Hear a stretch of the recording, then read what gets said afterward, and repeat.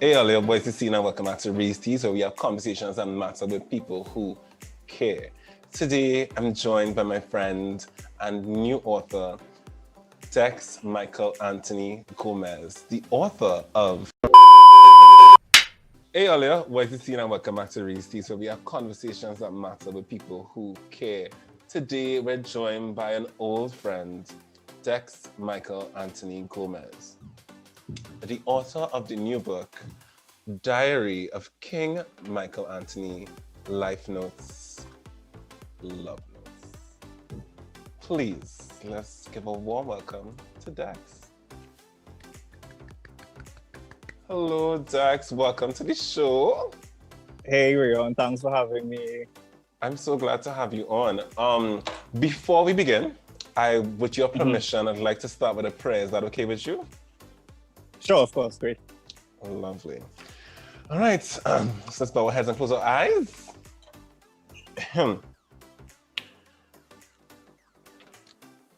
I pray for the brokenhearted to be comforted. I pray that the lonely will find companionship. I pray for those that have no one to pray for them. I pray for the rejected and the abandoned. I pray for those that can't seem to catch a break in life. I pray that evil men would change their ways. I pray for the closed minds to be opened. I pray that I may impact positively on the lives of others. I pray for forgiveness. I pray that my family is never in lack. I pray that I'd want less and be more content that my needs are satisfied. I pray that I take nothing for granted. I pray that my grandparents continue to enjoy good health. I pray. Now, not only is that a beautiful way to begin an interview and a beautiful prayer, but it's also one of the beautiful entries in your new book, Diary of King Michael Anthony Gomez. Dex, welcome to Reese Teas. Now, Thank you very much. For those that may or may not know you, you've been writing poetry for years. You would have seen your posts on social media. What made you decide to let poetry be your creative outlet? Okay, that's a great question. Writing poetry has definitely been a therapeutic experience for me. On the surface, I have never really been outwardly emotional or allowed myself to be vulnerable. I almost always put on a brave face. However, on the inside, many situations would have been hurting me or breaking my heart. So I would write notes or poetry of how I truly felt, but for some reason I could have just never actually verbalized. And yeah, that's basically how poetry became my creative outlet. Going from there, what made you decide to put your works into a book? I always loved to write. When I was younger, I wrote calypsos, gospel songs, poems for secondary school crushes, etc. And about 9 or 10 years ago, I started writing the notes or the poems and posting them on social media. A few people liked them, and they always encouraged me to continue writing. And they would say, Dex, you should write a book. And after many years, I finally built up the confidence and courage to actually do it. Nice. Yeah. Well, I'm very proud of you, and I know that must not have been easy to build up that courage over the years. But I'm really, really glad that you did it, and I hope that it is the first of many. You know, not to, Hopefully. not to put any pressure on you, but I hope that it is the first of many. What inspired the actual content in the book? Now, I know you, and let me just say I know you personally. Right. So there would have been poems that I read. Well, they're not all poems, so there would have been entries that I would have read. And I'm reading it, I'm just like, oh wait, now hold on now. Wait a minute, hold up.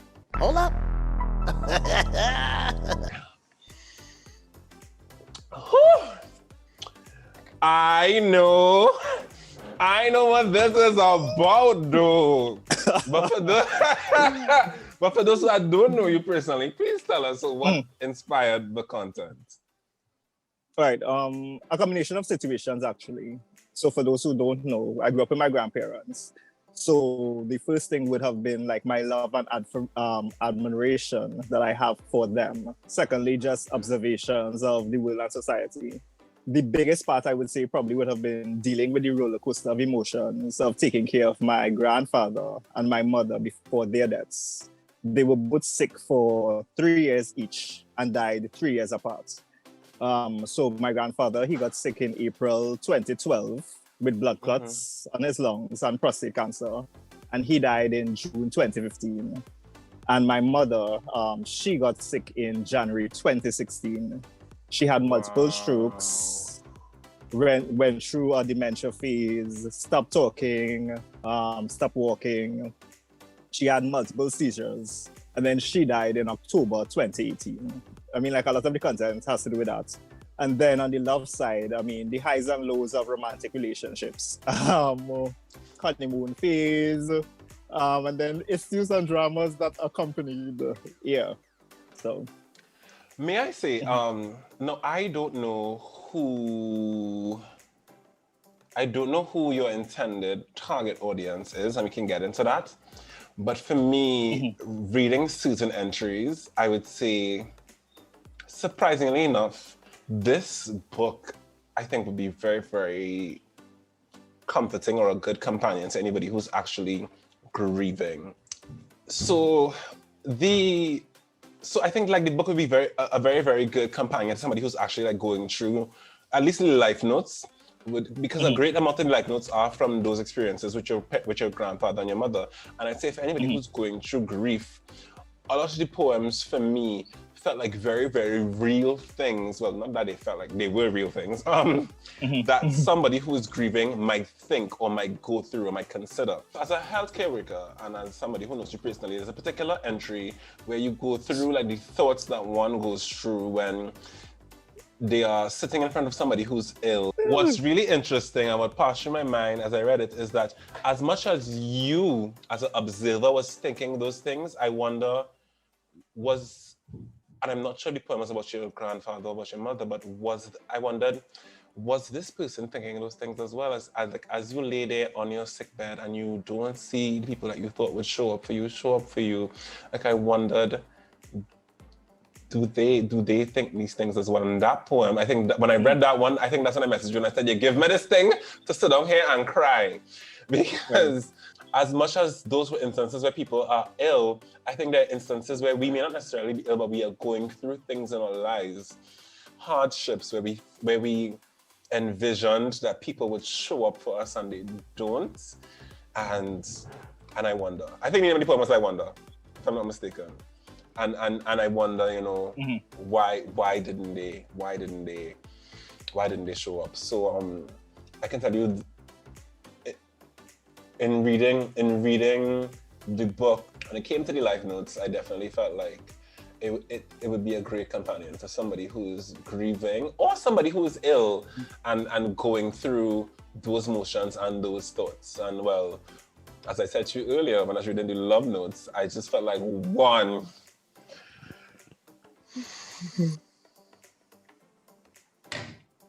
but two, I also felt like I really, really felt like I was reading your diary. Like I really felt like I was reading your diary. I was like, am I supposed to know this? So I also say I appreciate how open and honest you were in those entries. I assume that names have been changed to protect the innocent. Definitely. Because one poem that stuck out to me was Ruth. Like when I read Ruth alluded to something you said the last time I saw you in person, right before you hopped in the car. And I wonder how many people go through relationships where they feel the way that they felt. Can you tell me what was your thought process as you wrote Ruth? And do you think it's something that other people might feel in relationships as well? Let me just find Ruth. Hold 1 second. Moments later. All right. So, I mean, like with Ruth, initially, I mean, it's a play on the words with the roots of like a tree also, you know? And I have been in situations where I felt like I have done everything to help the tree blossom or blossom or whatever you want to say, you know. To blossom. You know, and everybody will then see the beauty of the flowers or the fruits, etc., etc. But they don't know what kind of held it together. Understood. You know, and I mean, like, I guess you can feel partially taken for granted, you know, like those sorts of things. But I mean, it is what it is, and understood. Yeah. I think I can't remember. There's a celebrity. I want to say it was one day, but it's somebody who there's this phrase that they use. Nobody knows about the mark in the back. You know, the mark in the mark in the back is that person in the background who's making all of the magic happen, and everybody just sees, you know, the star who's in the front. Right. Now, acknowledging the fact that the love notes are real notes about your real love life, and that names have been changed to protect the innocent. Have your exes read the book, and what do they think of it, or what do you think they'll think of it if they haven't? Wow. Okay. I think a few of them would have seen some of the poems or the notes. Right. They have not commented to me, you know. I guess if they did not know how I felt, hopefully this is an eye-opener, you know. So I guess they could understand things from my perspective. Right. I do not believe that they should feel offended by it, you know. Right. I mean, although that is a possibility. But I mean, the posts or the poems, etc. I mean, like, it's not malicious. It was just me speaking my truth and just explaining my feelings. Understood. I'm curious, and I think anybody who's watching who may also want to put out a book one day, do you have a publisher? Actually, Amazon did the publishing. So Kindle Direct Publishing, you could just like type that in on Google and it's free. So yeah. That is amazing. Why doesn't any, how did you find this out like that? How did you find this out? I didn't know this. Yeah, a co-worker actually published a book, and she knew that I wrote also, and she mentioned it to me, you know, so I was just like, okay, let me just type it in, and I just went through the process. Okay. The book is currently available both in e-copy and in hard copy, as I have here, which I cherish deeply. How does one take a book from their pen and paper to my hands? Can you just take us through that process of how does a book go from your diary to becoming a physical actual book that people can get? What is the publishing process? So you would have because there's the hard copy and there's the e-copy. So I'm asking, I don't think anybody, prior to you publishing a book, like I never thought, because you're probably one of the first people I know in real life who's written a book. I never really gave thought to how does a book go from me just jotting down some notes home in my house to being an actual physical book. So I'm asking, what's that process like? How does a book go from being notes in your diary to being a book? Can you take us through that process? Okay, so the first thing you should do is really compile your manuscript, and you should put it in PDF format. On Kindle Direct Publishing, like, they have certain requirements that you can select or whatever. So in terms of trim size, they will ask you to submit what is the cover page, etc. They'll ask you if you want the page to have bleed, etc., etc. And you basically just answer each question, you know. And then they will just ask you to upload the manuscript. And then you can preview the book. You will go through it and you will see exactly what it looks like. And you will then determine if you want to make any changes. It's pretty straightforward, I will say. You know, just follow the templates that they have given to you. Which I think is so amazing and really is an equalizer, because I feel as though once upon a time, like listening to certain authors on interviews from back in the day, getting a book published used to be hard, because you have to hunt for a publisher, and then it's if your book fit into their brand and their vibe and their whatever. So to know that you could just independently put your book out, and everyone shops online now, and Your book is available on Amazon, which we know is one of the biggest online platforms for shopping. I think that is a testament to the times that we live in and how much accessibility is available to us on so many different fronts now. And I'm very, very proud of you for figuring that out and working around that versus running down behind HarperCollins or anybody else to publish a book for you. What advice would you give to someone who wants to write a book? Let's say I want to put out the diary of Reon S.K. Elder, the original bad thing from the morning. If I was to put out Ree's Tease, the real piping hot memoir of Reon Elder, what advice would you give? This is a wonderful title, by the way. What advice would you give to me? Definitely, I would say publish it. Believe in yourself. As cliche as it might sound, once your heart and soul is in it and you are proud of your finished product, gift it to the world.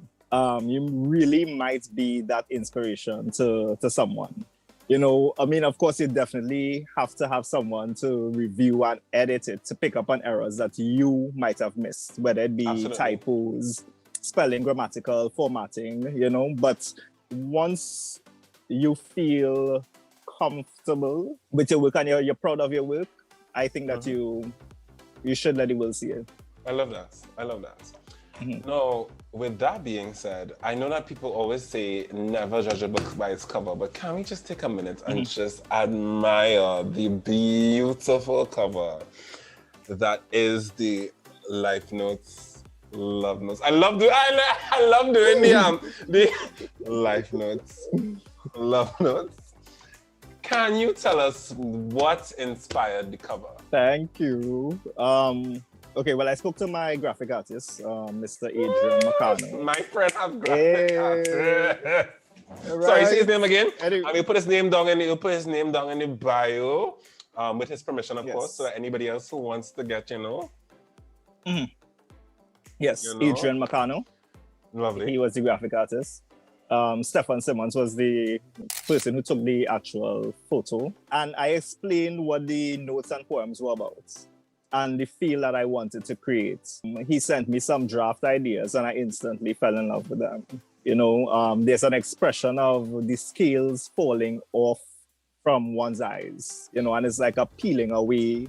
It's like a revelation, a loss of naivety, a loss of innocence. It's basically me really expressing my truth of how I view the world and sharing my experiences in life and love literally through my eyes.